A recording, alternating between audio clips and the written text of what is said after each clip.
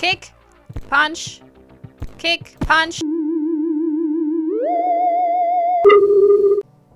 And we're back with chapter 7, probably. I play 2 chapters each episode with Bahnsen Knights by LCB Game Studios, I think, hopefully. And we already died 3 times, so let's see if we can increase that number. You enter the bar with a knot in your stomach. 0 beer so far. You feel that Toni is entering a spiral of madness that is dragging all the Bahnsen Knights down.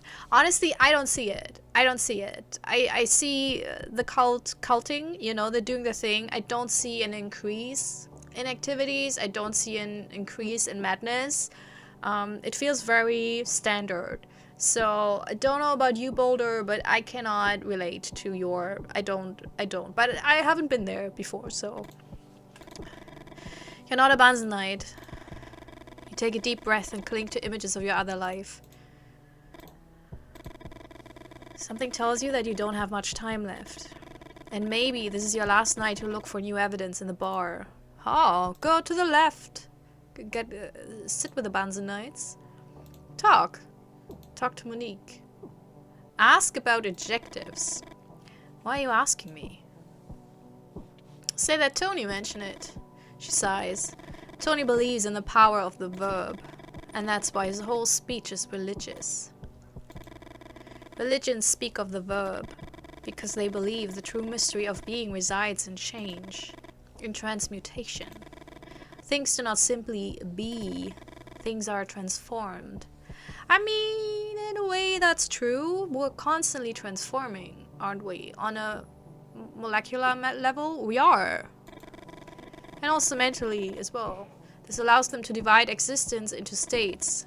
Up and down, life and death, heaven and hell. The verb is change, and to control the verb is to arrogate to oneself the possibility of that change. Those who control the verb control the state of things. Huh, interesting.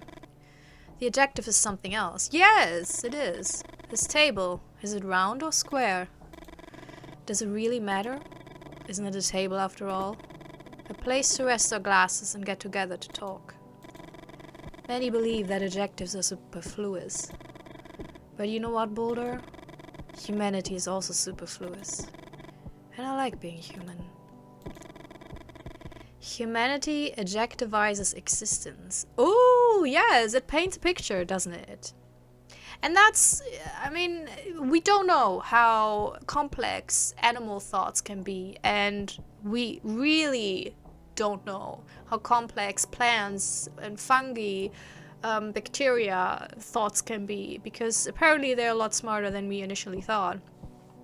But at least when it comes to our world we live in, you know, as we perceive it, humans put... adjectives, value to things, you know, we describe things and we always review them, basically. We're constant, you know, TripAdvisor, IMDb, we're constantly saying this is good, this is bad, I like this, I don't like this, you know, and then we sometimes explain why. Monique takes a sip of beer. There's a good quote for you, you son of a bitch. The outburst startles you. And something tells you Monique is talking to someone else. Oh, to Toni, probably. Monique looks ahead. You wonder what she's thinking about. And for the moment you can't think of anything to say to her. Oh, she's so interesting. Talk to Luca. Oh, we don't have anything to say. And so I guess we don't have anything to say to Vincent. Okay.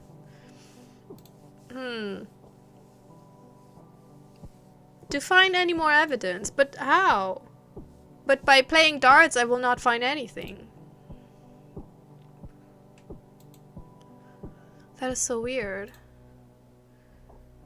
Back. Go to the bar. Ask about the goons outside Toni's office. Didn't I do that already? Kevin looks at you and seems to hesitate. But in the end he says nothing. You remember Cooper's technique. The imaginary bar. Maybe if you could get Kevin to trust you completely and deplete that bar. Listen to Kevin's stories. You can hear them in any order you like.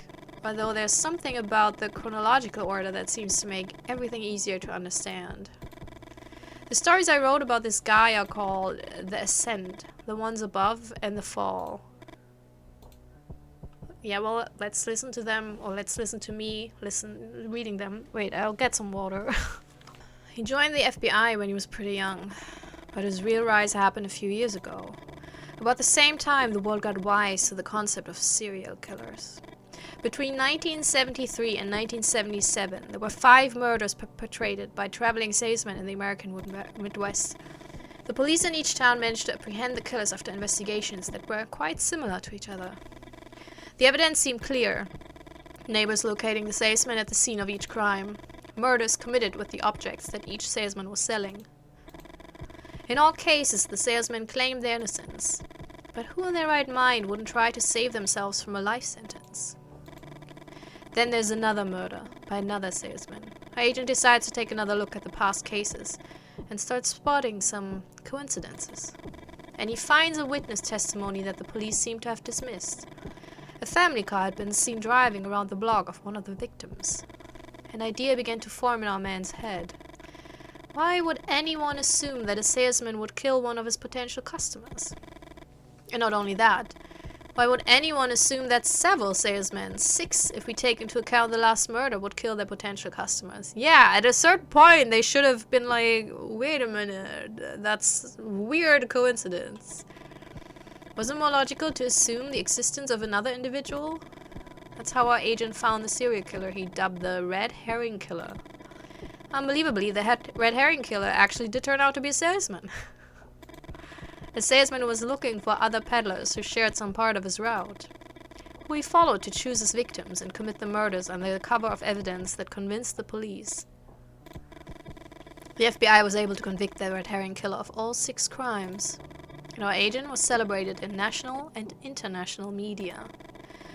But do you want to know why he was promoted so quickly? It wasn't because of the investigation itself. It was because of the name. Red Herring Killer. The name was very good. Ooh. So it's all about the media and the money and the attention. By this time our agent had already made a name for himself in the bureau. Those were the years when serial killer investigations dominated the newspapers and television. Years in which the Bureau organized talks and conferences dedicated to finding a general definition of serial killer, setting them apart from terms like mass murderer or multiple murderer. Yeah, I think it starts at 3 and not at the same time. So the series, is in the name. Our agent took part in these events, even wrote articles for the Bureau's publications. Time between murders, 3 or more murders. All these characteristics were defined in this period. But time passed and the media stopped consulting our agent. He was carrying out several important investigations, but wasn't landing any arrests. A body appeared in 1980, with enough to suggest it might be linked to a murder from 78. The Bureau had developed a query system to facilitate cross-referencing of information. But 2 victims weren't enough to make a serial killer. Our agent possesses unique insights, and he knows from the way the press, the movies, and TV treat them. Serial killers had started to be seen as celebrities. The simple fact, combined with the egomania typical of killers, would change everything. Our agent had an idea. He spoke to one of his contacts in the press and told him about the 2 victims, adding a third that was unrelated to the other 2, but with whom he called out a simple coincidence. And he asked the journalist to refer to the murderer as the Silver Ring Killer in his article. The day after the story was published, a man phoned the Bureau, calling himself the Harp String Killer. And he said that he had nothing to do with the 3rd murder. But he did take credit for the first 2, and he used the harp string to garrote them. Ooh. Our agent explained to him that a series requires a 3rd element. And without that 3rd element, it wasn't a series, and therefore had no right to be given a name. The murderer insulted him and hung up. Unfortunately, there hadn't been time to trace the call. 2 days later, a new victim appeared, and the Bureau quickly apprehended the killer. He had been careless this time. Our agent was back in all the papers and on TV, but he couldn't stop thinking about the 3rd victim. Had it been his fault? Yes, 100%. I mean, not 100%, 50-50 I'd say, because the killer he caused the murder, Damn, listen to the fall. This is our agent's last case. The one that broke him. The one that led to nothing but coffee for breakfast. In a shitty bar like mine, our agent had known success. He'd been in the papers on TV. His name was recognized in the field, and he was respected by his peers. But not our agents were as lucky. Serial killers were grabbing the attention of the American people. And there were some agents who couldn't stand it. The ice block killer had been apprehended by an agent we called Bob. Bob had managed to solve a case that had first appeared to be 7 suicides by hanging. By apprehending a suspect he dubbed the ice block killer. According to Bob, the ice block killer knocked out his victims with a sleeping pill. And he'd staged a fake suicide using an ice block. It's one of those... Do you know those stories? I'm starting again. I'm so sorry, but that's how I play these games. There's these mystery riddles that you tell people and then they have to solve it. And I think this is one of them. Like a hanging victim, there was a murder, how did they do it? And there's water on the floor and that's it, you know. He'd put the block on the floor and hang his victims from a ceiling beam, making sure they stood on the ice. Then he'd leave the scene, making sure he had an alibi that would place him far away from the crime. The victim would be hanged to death when he couldn't stand on the ice anymore, which would melt into a puddle. Our agent had some doubts about Bob's investigation, and at a retirement party he took advantage of Bob being drunk to ask him about the case. Laughing, Bob told him that he, of all people, should know the real answer. Bob had created the serial killer by falsely accusing one man of 7 murders that were nothing more than 7 isolated suicides. What?! He'd forged evidence, fabricated testimonies, and pulled some favors from friends in the press. Our agent couldn't take it. He reviewed the investigation and sent a detailed analysis to a journalist he trusted. He knew that if they kept everything inside the bureau, Bob wouldn't receive the punishment he deserved. But again, he miscalculated. Minutes after the report went out on TV, Bob was found hanging in his home. Our agent was blamed for Bob's suicide. I mean, it's no one to blame but himself, right? Because he framed an innocent. And at times he seemed to bear it. But one day he came across a book of kids' riddles in a used bookstore. And he would see how the case Bob had built, the hanging and the ice block, had been nothing but a brutal, low-grade intellectual exercise. That's what I was talking about. Our agent would buy that book of riddles and carry it everywhere. He would give up the bureau. He'd have just coffee for breakfast in a bar like this one, drinking in silence, and serving his own sentence. Oof! Man. Can we now... Let's order a beer. You drink your beer in silence. It's the first one of the night. Although your handler's strategy is smart, you know you can't drink too much. There's a point at which, no matter how well you can... Yeah, we already did it. Okay. Kevin looks at you and smiles. Attention, everyone. He rings a bell and announces the next round is on the house. The goons approach the bar. Now's your chance. Ooh! You don't have much time. Oh, shit, I would love to save this. Look at desk. Open. Oh, next compartment. Next compartment.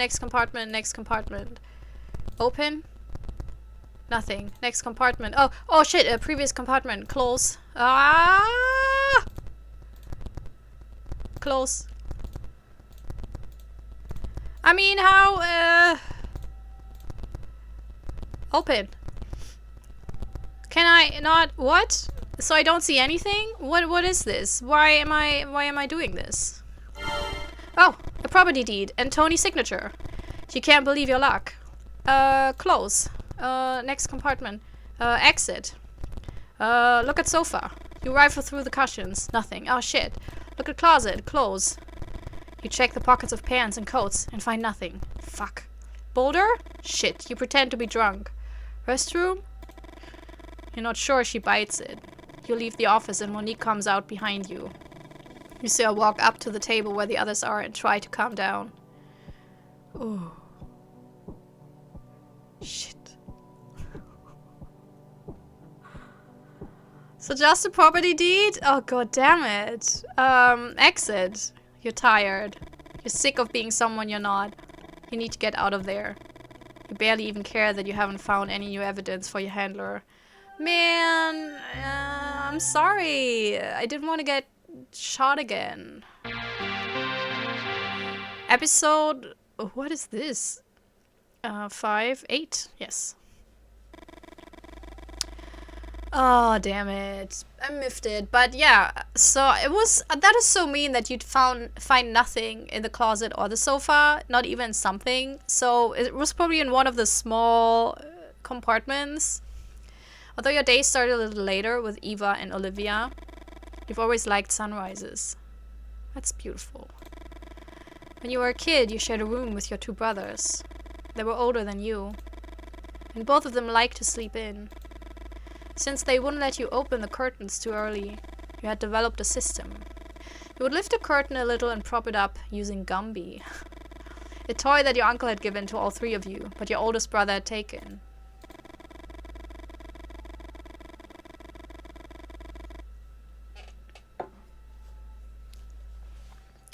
Gumby could bend, so it was ideal for adjusting the angle at which the sunlight came through the window, and illuminating a small area of the floor in your room. Lying in that pool of light, without making any noise, you would read or do your schoolwork. You still remember that feeling, the warmth on your arms and face, the pages of the books reflecting golden light. Everything seemed easier in that spot.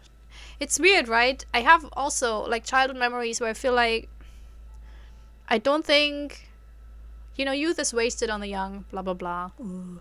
But it really is, like, there's moments of peace and just being completely lost in the moment that I think you can only have as a child.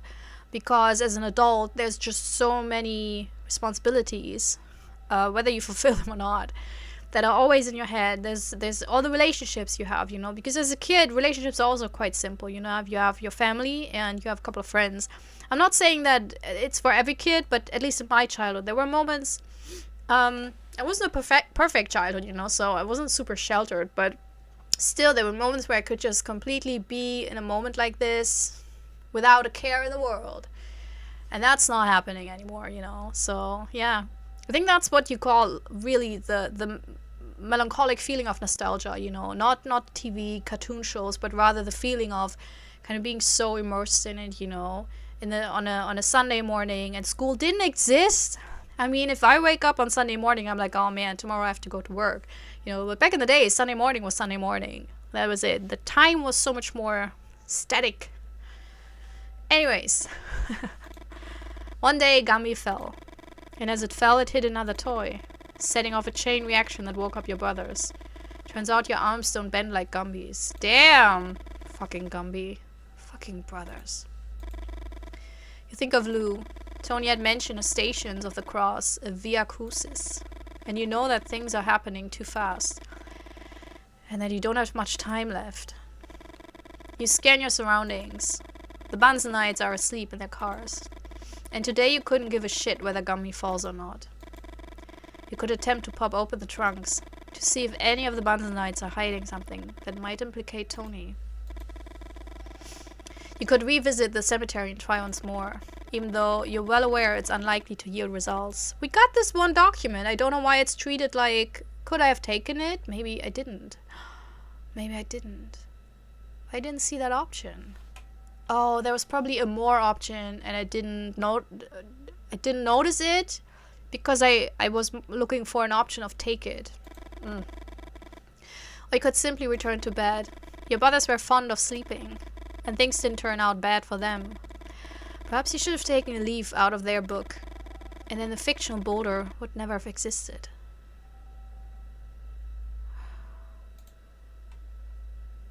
Go to the eggs from the barn, yeah. You enter the barn where you saw Toni wiping his blood-covered knuckles. The light from outside does not illuminate the inside of the building. Take a few steps and hear movement behind you. Too late. The blow causes a skull fracture and you die from the damage to the brain tissue. That's number 4.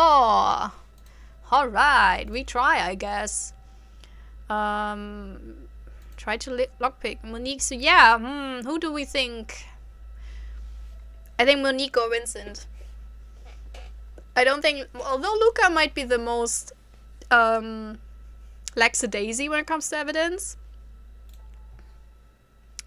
Oh god, what?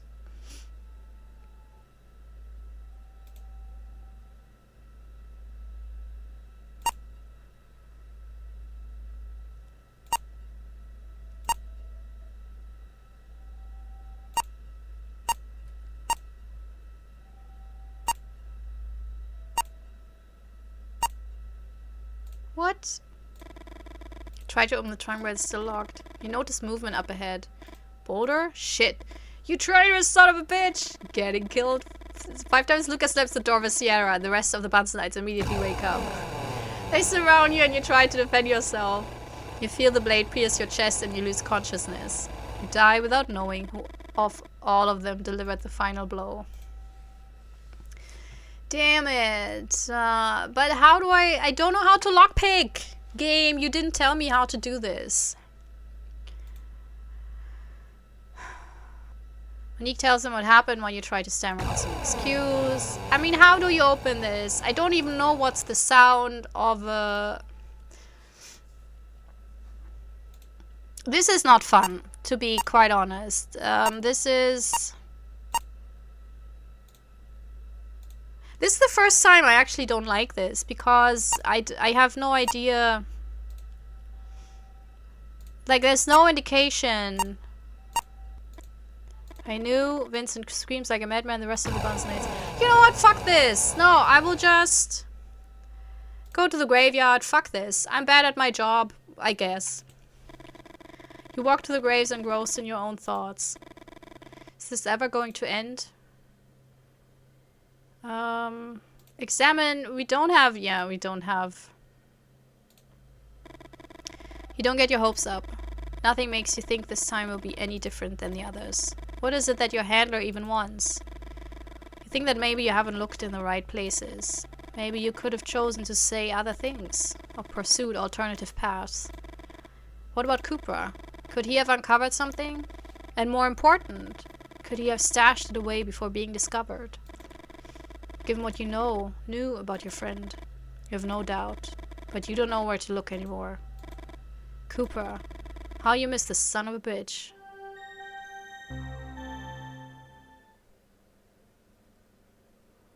I guess I messed this up. I got the bad ending. Oh, look. I got the bad ending. This is a crashed car. Oh well. Didn't you learn anything in school? Eva laughed, stretching out her left hand and looking at her engagement ring. A synecdoche is a figure of speech. It's when you use a part of something to refer to the whole. Or did you really think you were going to just take my hand in marriage? When you told Cooper you were marrying Eva, you told him what she'd said about synecdoches. Cooper waited for you to finish and smiled. He said that you'd been very, very lucky. That not only had you found someone you loved, but that you'd also learn a thing or two. A few weeks later, Cooper would have dinner at your house and meet Eva. They'd talk about work, about books, about you. Is this a person? One of them would mention the word synecdoche and they would start to laugh. They'd look for examples, ignoring your complaints, laughing at your annoyance. And they'd clink glasses every time they'd come up with a new one. Synecdoche. It's probably wrong pronunciation. I don't know. I've only read it. I don't know how it's pronounced. It's been a long time since you thought of it. In loose stations of the cross, he doesn't carry any cross. Oh, it's the writer. Ooh, boy. Condemned and cross are the same thing. And you're not sure if this is an example of synecdoche or not. Time is running out. You need to act. You touch your chest and feel the microphone you carry between your 4th and 5th rib. You need some kind of evidence of whatever the hell's going on to explain your actions to the agency. The cars are moving slowly, maintaining a constant speed. You ponder what might happen if one of the cars in front were to speed up. Or one of the cars in the back suddenly slammed on the brakes. Lou would be dismembered. You know that dismemberment as a form of execution has a long history. That a common way was to tie the condemned man's limbs to 4 horses. But you've never heard of anyone doing it with cars. You look at your hand, clenching it into a fist to stop the trembling. You don't know how much more you can take. What was his name? You struggle to recall the name of the Peruvian leader the Spaniards tried to dismember but couldn't. I don't... Huasca? No. No. Tupac Amaru? The leader of the Great Rebellion. You think about your mother's family. Is that just for people to show that they know it? Because other than that, that was pointless. You Think about your mother's family, how little you know of their history. Keeping your brain busy in times of distress is the only way to keep from going crazy, Boulder. Cooper had told you about a soldier in World War I who recited the first 200 prime numbers from memory. As bombs fell in the trenches and fragments of his comrades flew through the air. How did he know? What? Is that, like, told in some stories? You miss Cooper, and you miss your life beyond fiction. You take a deep breath and hold your head. Exorcisms at high speeds, miracles on the road, and now this. Does Toni really believe any of what he preaches? Holy shit. You no longer have any doubt that Toni is preparing something big tonight. Monique checks every single car that arrives at the barn. You can blow your cover now. You reach under your clothes and yank out your microphone. You roll down the window and wait for the right moment to get rid of it. What's my car? Again, this... What is my car? What is my car? Monique finishes with the car in front of you and approaches your car. She finds the microphone and calls the others. This is timed? Oh, come on. Just give me a little time. Give me a timer. You're pulled violently from the car and tied hand and foot. Blah, blah, blah. 7 hours later, you touch the bottom of the same lake. Whereas almost a year ago, you swam with Ava in your underwear. Okay. Okay. I got it. I got it. I got it.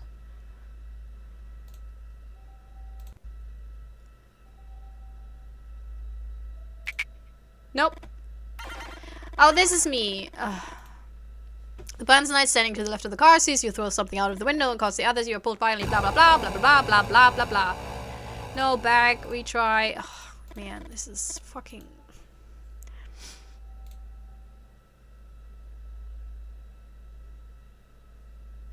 No, shit. No, no. Oh, man. Oh. No. Oh. Man, it's... what I don't get... Okay, so I'm currently playing Baldur's Gate 3. And this is turn-based, you know. And this feels like it should be turn-based. Like, I don't get why when I click on something, they can still move their heads. Because then it feels unfair. You know, it feels like... I don't know. It's... because it's counterintuitive right now for me. So I don't like this. I don't like this.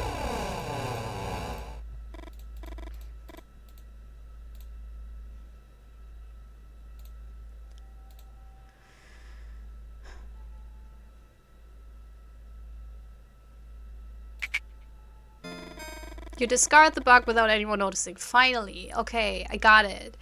I thought this was... I don't... there were no rules. I had to try it out. Okay.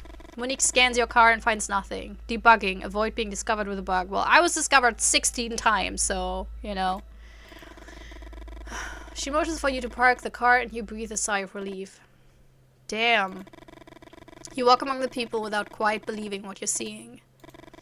Until now, everything Toni and the Bahnsen Knights had done seemed to you like some sort of fairground trick. A work of grandstanding showmanship, albeit heavily laced with religious overtones. But this? How far would Toni actually go? Well, pretty far, I guess. Look at him. It's crazy. Do you know Longinus?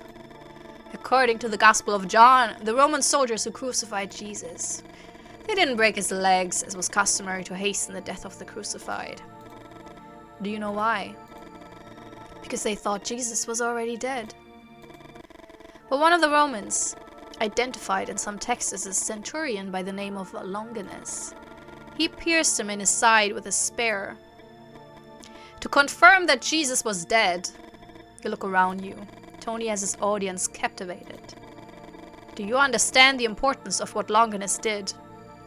Always shoot twice in a, if you're in a slasher.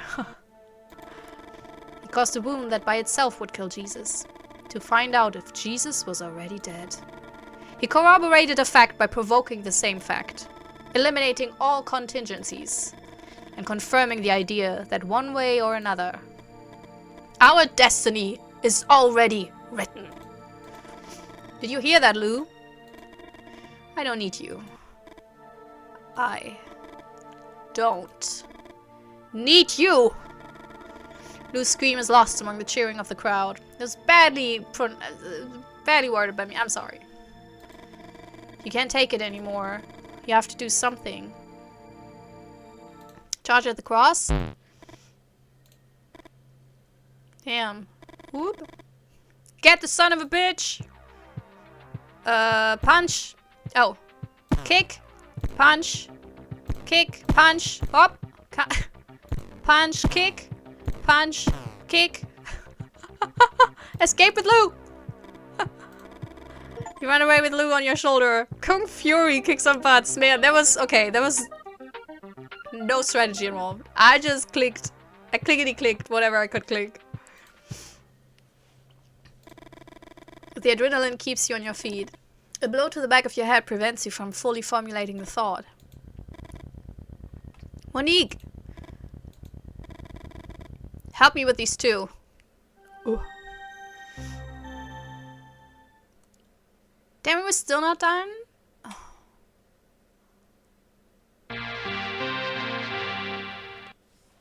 Okay, we'll play this one and I hope this will be the final one. I kind of want to end this series. I love this game, but I kind of want to, you know. The first thing you hear is the rushing of the air. The back of your head hurts. And you try to sit up. Easy, you son of a bitch. Like a slap in the face, Tony's voice jolts you back to the present. You're in a helicopter. How much longer, Monique? Monique doesn't reply. The noise inside the helicopter is deafening. Monique! How much longer? 10 minutes to the nearest F5. Did you hear that, Boulder? In 10 minutes, you're going down in hell. You fucked us, you piece of shit. I always suspected it. You showed up not long after the other traitor. Cooper. Your attempts to mask your reaction to the hearing that name are worthless. Toni knows. We're getting close. Hold on tight. Want to know a secret, Boulder? You fed Cooper to a tornado too. You feel fury gripping every muscle in your body. Toni stares into your eyes with an intensity you rarely seen. Yeah, he's not hot anymore. He used to be, but this is not it. And you want to hurt him. Headbutt. Get ready to headbutt him, but Toni knows. Looking you in the eye the whole time, he pulls his head back and avoids the attack. Get the fuck up. He raises the gun and makes you move towards the door. Without saying anything else, he kicks you hard in the stomach and you fall to your death! So I guess we have to kick. The kick catches him off guard. You get up as fast as you can. That was Monique shooting us? No. Toni! What's going on back there? The turbulence increases and everything spins. Nothing I can't handle. You keep us flying. Oop. Your stomach churns. The helicopter is losing altitude. Take a look. Trees, soil, water. Jump. Jump. Do-do-do-doop. Do-do-do-doop. Okay.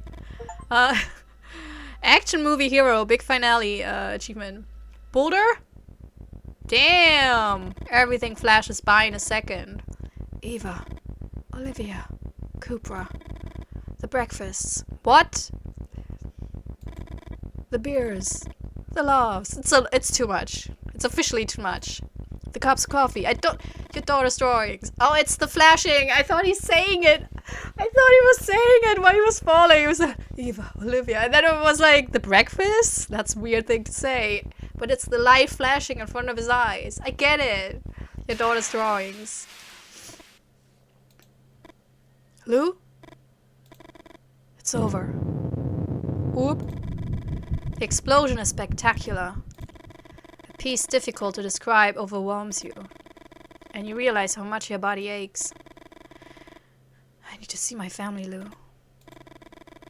Stop being Boulder. And just be me again.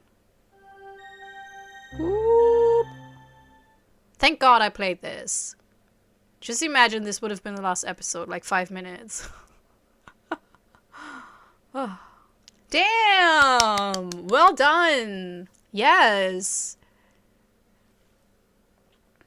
Mika and Martinez. Beautiful. Really. Wish there was an outro song. This feels a little bit anticlimactic. And I think a cool song would have been really cool. Even if it would have been something from the jukebox. Because, you know, you already have the music. So put it on the outro. The credits. Nico's 6-year-old daughter made Olivia's drawing for the game. That's really... Oh, in memoriam of someone I didn't get the name. That's sad. That's really sad. But beautiful. Yeah. I loved it. I really did. Bit of a shame that the lockpicking wasn't really, at least for me, not intuitive. I wish I could have, known how to do it. Oh, there we go. He's coming back home. Oh boy. He's coming back home. Broken, probably.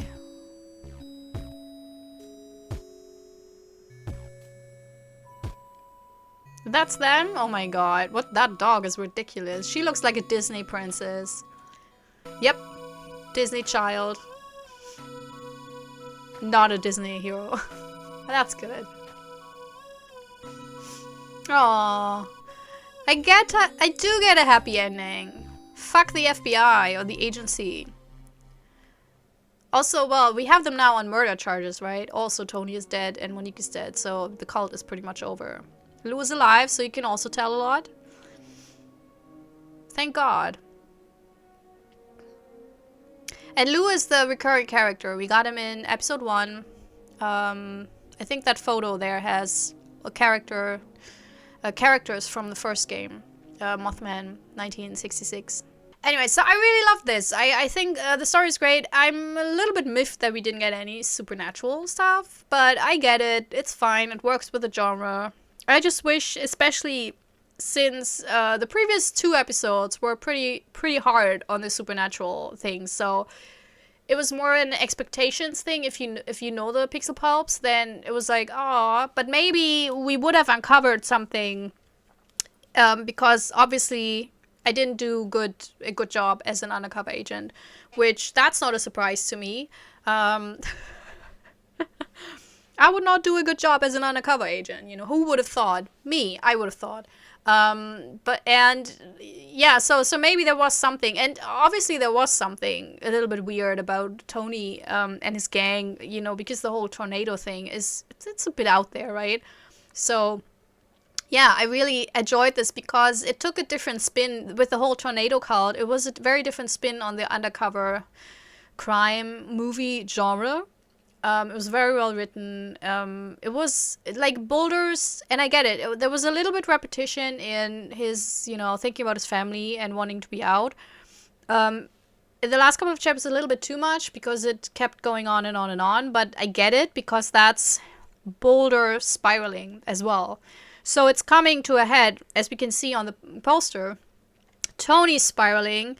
He's getting more and more violent. And Boulder is spiraling. He wants to get out. And that's why he's getting a bit more desperate, So it fit with the story. So even though it was annoying, I totally got why it was there because it fit the character, and what he couldn't think about anything else but his family anymore, and that's why he couldn't really concentrate on the case anymore because it really took his toll. And as I said in the last episode, I really enjoyed that this was less an undercover agent getting drawn into the dark, because he really wasn't, I think the fact that he hated every second of it is really a very strong part of the story because it stands out among a very large genre, at least in movies and in books probably as well. I don't know, I don't read these kind of books.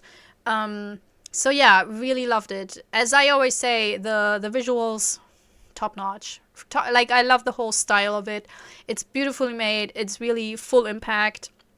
Very old-fashioned graphics, but done so incredibly well. And also the framing, the layout, where they put animation, where they don't put animation, it really works to tell the whole story. Even here on the screen you have the cigarette smoke, It's just such a gorgeous vision, from the story to the visuals, even to the gameplay, even though 1 or 2 of the final episode gameplay sections did not enjoy as much.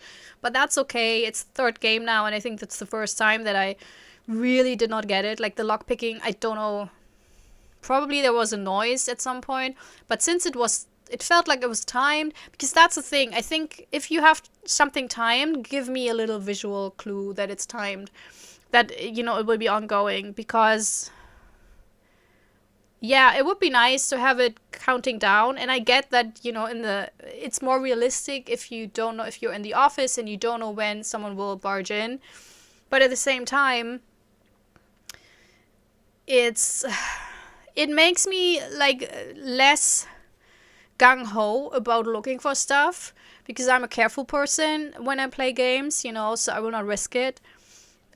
Which is probably just the wrong approach. I don't know. But in general, like overall, an amazing game. Just another one of the Pixel Pops. It's absolutely fantastic. I really urge you, if you haven't played or seen the other two, you know, I have all the other games on my YouTube channel. So in case you want to watch them, I usually add them at the end of this video, of these episodes. But also, if you want to play them yourselves, you know, go check them out. They're really fantastic. And the cool thing is, because I think they have several endings, you know, they have different ways you can play this. So obviously you saw one from me, and you can check out the other ones yourselves. So that's really, you know, an incentive to play them yourselves. Yeah.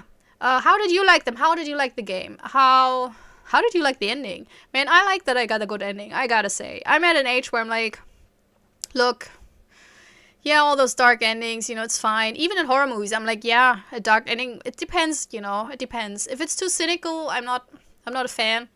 But man, at this point, I really like a good ending. I like a little bit of happiness, you know, at the end of the day. And I think Boulder deserved it. So it was really nice. Really enjoyed this. I mean, we also got like 5 bad endings because I got, you know, killed a lot. So we got a couple of different endings, right? Anyways, yeah, how did you like it? Who do you think is the most interesting character? Toni, Monique, Luca, or Vincent? Of the bad boys, and bad gals, you know. That would be really something that I think Monique is very intriguing. I wish we would have gotten to know her a little bit better. I think my favorite character is Vincent, but that's because I think I know him from another of the Pixel Pulps. And so I know a little bit about him. That makes him more intriguing to me. But also I think he's the coolest. Like Monique, obviously, just occurred to me, is from Pulp Fiction. The Uma Thurman character. Totally. The haircut and everything. But Vincent is just, man, like the glasses and the hair and everything. It's the whole thing. Like Toni became a little bit too manic, you know, and Vincent kept his cool, which is, I can appreciate that. But what is yours? Also, yeah, that's pretty much it. I have a game lined up. I thought I would be not too late playing it, but apparently everyone has already played it. It will be, I will not spoil it for you. You will see what I picked. I think it's quite talked about because it's a little bit different from a lot of other indie horror games. So yeah, wait for it. Probably next week if nothing happens, you know. So yeah, until then, well, you will probably see each other in maybe a couple of other shorter Let's Plays. So have an amazing day. And see you next time. Bye bye. This is my self-recorded outro song so I don't get hit with copyright claims. If you subscribe to a lot of fun tutorials, reviews, and Let's Plays.